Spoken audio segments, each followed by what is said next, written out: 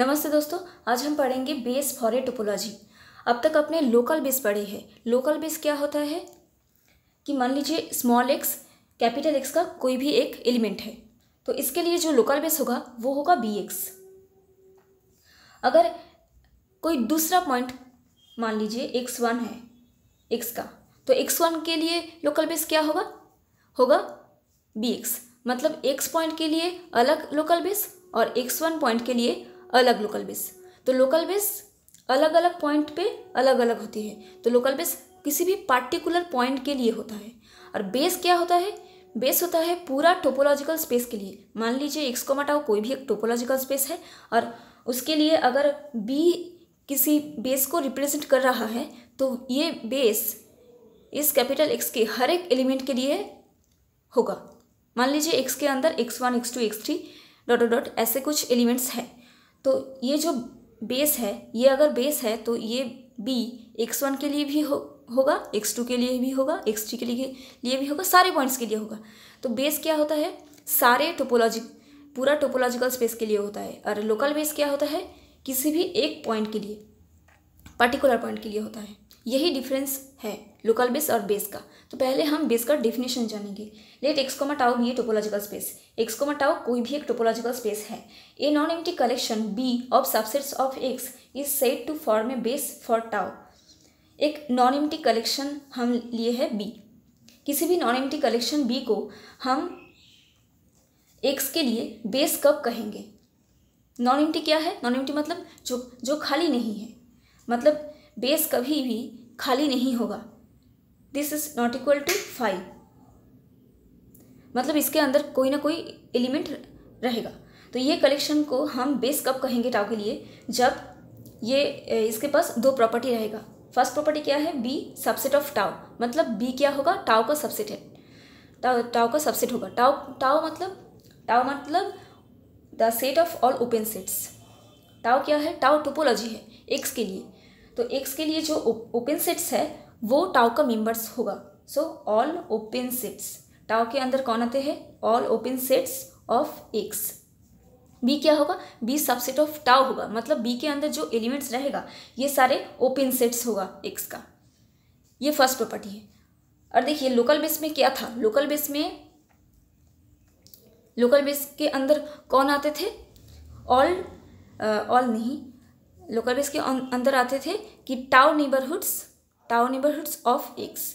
ठीक है। Local base के अंदर जिस पॉइंट पर वो लोकल बेस है उस पॉइंट के लिए जो टाउ नेबरहुड्स है, अगर वो मेंबर्स है किसी सेट का, तो वो टाउ नेबरहुड्स होगा। और बी या फिर आप कह सकते हैं बेस के अंदर कौन आएगा? बेस के अंदर आएगा ओपन सेट्स। यही फर्क है कि बेस का मेंबर होगा ओपन सेट्स और लोकल बेस का मेंबर होगा नेबरहुड्स। ठीक है, ये एक दूसरा डिफरेंस है। और सेकेंड प्रॉपर्टी क्या है कि for each point X belongs to X. हर एक पॉइंट एक्स के लिए कैपिटल एक्स मतलब मेन स्पेस का हर एक पॉइंट एक्स के लिए and each neighbourhood N of X there exist some B belongs to base such that X belongs to B subset of N. हर एक पॉइंट एक्स के लिए जो नेबरहुड होगा वो सारे नेबरहुड्स के लिए इस कलेक्शन में, मतलब ये बेस जो है ये कलेक्शन से कोई ना कोई मेंबर एग्जिस्ट करना चाहिए जो कि फिर से सबसेट होगा इस नेबरहुड का। और ये हर एक नेबरहुड के लिए होगा। मतलब मान लीजिए अगर एक्स के अंदर एक पॉइंट है x3, तो x3 के लिए जितने भी नेबरहुड्स होगा, मतलब n1 n2 n3 ऐसे बहुत सारे नेबरहुड्स होगा। किसके लिए? x3 के लिए।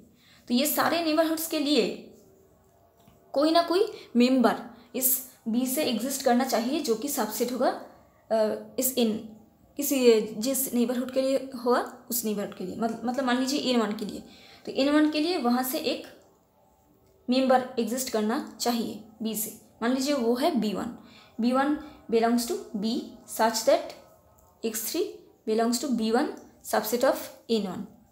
इस टाइप का होगा। फिर से अगर n2 x3 का नेबरहुड है तो इसके लिए भी रहेगा, इसके लिए एक सेट B2 रहेगा, B2 belongs to B such that x3 belong to B2 subset of N2। इस तरह से होगा सारे नेबरहुड्स के लिए x3 के। अब ये सिर्फ एक पॉइंट x3 के लिए ही नहीं, सारे पॉइंट्स के लिए, मतलब अगर x में कोई और पॉइंट्स है x1 x2 ऐसे, तो ये सारे पॉइंट्स के नेबरहुड्स के लिए इस B में कोई ना कोई मेंबर रहेगा। मतलब एक मेंबर ही होगा ऐसा नहीं, और मेंबर्स भी रह सकते हैं। मतलब कोई ना कोई ऐसा B एग्जिस्ट करेगा जो कि सबसेट होगा उस नेबरहुड का। अगर x2 का एक नेबरहुड है N3, मान लीजिए x2 का नेबरहुड है N3, तो N3 के लिए भी एक सेट रहेगा बेस से, जिसके लिए x2 belongs to N3, sorry x2 belongs to B3 subset of N3 होगा। मतलब x2 के सारे नेबरहुड्स के लिए कोई ना कोई एक मेंबर एग्जिस्ट करना चाहिए बेस से, जो कि फिर से सबसेट होगा इस नेबरहुड का। तो ये होता है बेस। अब हम एक एग्जाम्पल लिए है, x is equal to A B C D. X के अंदर ए बी सी डी ये 4 एलिमेंट है, and let tau is equal to 5 A B C D A C D B C D comma X. ये topology है X के लिए। अब क्या, then prove that collection B is equal to A B C D is a base for tau. हमको क्या दिखाना है, ये जो कलेक्शन है जिसके अंदर ए बी सी डी ये 3 एलिमेंट्स हैं, ये कलेक्शन टाउ के लिए बेस होगा या नहीं, ये हमको प्रूफ करना है। मतलब ये बेस होगा, ये हमको दिखाना है। तो हम क्या चेक करेंगे, हर एक एलिमेंट के लिए चेक करेंगे कि हर एक एलिमेंट के लिए जो नेबरहुड्स है वो नेबरहुड्स के लिए यहाँ से कोई ना कोई मेंबर एग्जिस्ट करना चाहिए जो कि सबसेट होगा उस नेबरहुड का। तो हम सारे सेट्स के लिए देखेंगे। तो पहला कंडीशन क्या था बेस होने का, कि बी सबसेट ऑफ टाउ होगा। पहला कंडीशन था कि बी सबसेट ऑफ टाउ, हमको ये पहले दिखाना है। तो हम पहले दिखाएंगे कि ये कलेक्शन टाउ का मेंबर और टाउ का सबसेट है, ये हमको पहले दिखाना है। तो देखिए बी में जो मेंबर्स है ए बी सी डी, ए कहाँ का है, देखिए ए यहाँ है, बी भी है, सी डी भी है। तो ये सारे मेंबर्स टाउ का मेंबर्स है, मतलब बी सबसेट ऑफ टाउ ये होगा। ये पहला कंडीशन प्रूफ हो गया। अब सेकेंड दिखाना पड़ेगा। सेकेंड दिखाने के लिए हम एक एक एलिमेंट्स को लेंगे और उसके नेबरहुड्स निकालेंगे पहले। तो पहले ए के लिए, ए क्या है, ए बिलोंग्स टू एक्स। तो ए के लिए नेबरहुड्स कौन होगा, नेबरहुड का डेफिनेशन लगाइए। A belongs to G subset of N, मतलब वो सारे सेट्स एन ए का नेबरहुड्स होगा जो कि एक ओपन सेट, एक टाउ ओपन सेट, ये क्या है, ए जी है टाउ ओपन सेट, किसी भी जो कि एक टाउ ओपन सेट जी को कंटेन करते हैं और वो टाउ ओपन सेट ए को कंटेन करते हैं, है ना। तो हमको ए को कंटेन करने वाला ओपन सेट्स पहले ढूंढना है। ए को कंटेन करते हैं A B A C D X. देखिए पहले ए है, एक सिंगलटन सेट्स है, तो हम इसे लेंगे ए बिलोंग्स टू ए। अब ये खुद का ही सबसेट है, सो ए इज सबसेट ऑफ ए, मतलब ये एक सुपरसेट है जो कि एक ओपन सेट को कंटेन करते हैं और ये ओपन सेट ए को कंटेन करते हैं। मतलब ये क्या होगा, ये एक नेबरहुड होगा, है ना, ये एक नेबरहुड होगा ए का, नेबरहुड्स ऑफ ए। ठीक उसी ही तरह बाकी सारे सुपरसेट्स हमको ढूंढना है जो कि किसी ना किसी ओपन सेट को कंटेन करते हैं, ए को कंटेन करने वाला। अब देखिए ये तो सिंगलटन सेट है, मतलब ये सारे सेट्स में जा सकता है, वो सारे सेट्स में जा सकता है जिसके अंदर ए है। मतलब अगर मैं एक सेट लूँगी ए कॉमा सी कोई ओपन सेट नहीं है। देखिए यहाँ ए कॉमा सी नहीं है, लेकिन ए कॉमा सी के अंदर ए है। मतलब हम ऐसे लिख सकते हैं कि A belongs to singleton set A subset of A comma C, है ना। ये सिंगलटन सेट इसका तो सबसेट है ही, और ये क्या है, ये एक ऐसा सुपरसेट है जो कि एक ओपन सेट ए को कंटेन करता है, क्योंकि ये ओपन है तो ये भी एक नेबरहुड होगा। तो ए का नेबरहुड कौन होगा, वो सारे सेट्स जो कि इस सिंगलटन सेट को कंटेन करते हैं, मतलब सारे सेट्स होगा। ये खुद ए होगा, ए B, A C, A D, फिर ए बी सी, ऐसे करके, मतलब सारे सेट्स जिसके अंदर एक एलिमेंट ए है, वो सारे सेट्स ए का नेबरहुड होगा। अब हमको क्या दिखाना है कि ये सारे नेबरहुड के लिए क्या इस कलेक्शन में कोई एक ऐसा मेंबर एग्जिस्ट करता है जो कि इसका सबसेट होगा। देखिए यहाँ एग्जिस्ट करता है, क्योंकि ए सिंगलटन सेट यहाँ है और ये सेट सबके अंदर कंटेंट होता है। देखिए ए इसके अंदर है, ए बी के अंदर है, ए सी के अंदर है, मतलब सारे सेट्स जो कि ए को कंटेन कर रहा है उसके अंदर ये सेट सबसेट होगा, है ना। ये सेट सबसेट होगा, ऑल नेबरहुड्स ऑफ ए। तो हमको ए के लिए, ए पॉइंट के लिए इस कलेक्शन से एक मेंबर मिल रहा है जो कि सबसेट होगा सारे नेबरहुड का। तो ए के लिए ये हो गया, है ना। अब हम बी के लिए चेक करेंगे। बी के लिए देखिए, बी के लिए भी यहाँ पहले हमको बी के लिए नेबरहुड्स निकालना है। बी के लिए नेबरहुड्स कौन होगा? देखिए यहाँ भी ठीक उसी ही तरह एक ही तरह एक सिंगलटन सेट बी है, मतलब बी का नेबरहुड कौन होगा? B belongs to G subset of N. और एन क्या होगा? एन होगा बी का नेबरहुड, मतलब वो सारे सेट्स एन बी का नेबरहुड होगा जो कि एक ओपन सेट को कंटेन करते हैं और वो ओपन सेट बी को कंटेन करते हैं। तो हम अब लिख सकते हैं कि B belongs to B subset of B, है ना, क्योंकि बी क्या है? बी भी एक ओपन सेट है।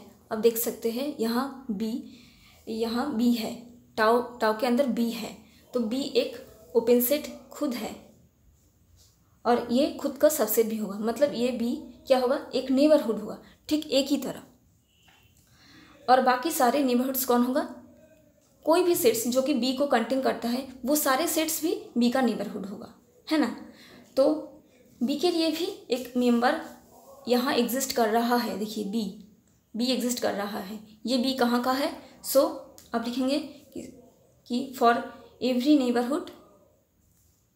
Neighbourhood of B, every neighbourhood N of B, there exist a member B belongs to B.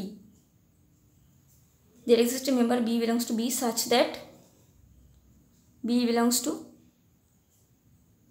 B subset of N. N क्या है? एन कोई भी बी का नेबरहुड है ना। सारे नेबरहुड्स के अंदर ये एलिमेंट जाता ही है और ये एलिमेंट बी का मेंबर है। तो बी के लिए ये बेस होने का प्रॉपर्टी सेटिस्फाई कर रहा है। अब हमको दिखाना होगा किसके लिए? सी और डी के लिए, सी और डी पॉइंट के लिए। तो पहले हम सी के लिए नेबरहुड्स चेक करेंगे। सी के लिए नेबरहुड कौन होगा? C belongs to G subset of N. वो सारे सेट्स एन सी का नेबरहुड होगा जो कि एक ओपन सेट को कंटेन करते हैं और वो ओपन सेट सी को कंटेन करते हैं। तो हमको सी को कंटेन करने वाला ओपन सेट ढूंढना है। सी को कंटेन करते हैं कौन? C D. तो सी को कंटेन करने वाला ओपन सेट है C D, A C D, B C D. हम सबसे छोटा वाला लेंगे सी डी, ठीक है। तो C belongs to C comma D और ये सी कॉमा डी खुद का ही सबसेट है, मतलब ये एक नेबरहुड है। वो सारे एन सी का नेबरहुड होगा जो कि सी डी टाइप का कोई ओपन सेट को कंटेन करते हैं। तो सी डी होगा। और कौन होगा? अभी अपने देखा ए सी डी होगा, क्योंकि इसके अंदर सी डी आता है। और होगा बी सी डी और होगा एक्स, क्योंकि एक्स के अंदर तो सारे आते हैं। तो ये सारे सेट्स सी का नेबरहुड है। अब हमको देखना है क्या ये सारे नेबरहुड्स के लिए बी से क्या एक मेंबर एग्जिस्ट कर रहा है? देखिए ये एक कर रहा है सी डी, ये सी डी सारे में जाता है, इसके अंदर भी जाता है, इसके अंदर सारे के अंदर। तो there exist a member C D belongs to B such that C comma D subset of all neighbourhoods. तो सी के सारे नेबरहुड्स के लिए एक मेंबर है बी से जो कि सबसेट हो रहा है इनका। डी के लिए भी ओपन सेट कौन होगा? वही सी डी ही होगा, सी डी होगा। डी के लिए ओपन सेट होगा C D, A C D, B C D, X. तो ये सारे अगर ओपन सेट्स है तो ये सारे नेबरहुड्स भी होगा डी का, मतलब यही सारे सेट्स डी का भी नेबरहुड होगा। और सी डी तो है ही बी का मेंबर, तो डी के लिए भी एक मेंबर एग्जिस्ट कर रहा है जो कि मेंबर है बी का, और वो सबसेट है ये सारे नेबरहुड्स डी के। तो ये चार element A B C D ये सारे पॉइंट्स के लिए ये सेटिस्फाई कर रहा है। मतलब यहाँ बी क्या है? B is a base for tau. तो आई होप आप बेस का डेफिनेशन समझ पाए हैं। तो अगले वीडियो में हम कुछ और एग्जांपल्स करेंगे। तो आज के लिए इतना ही, बाय।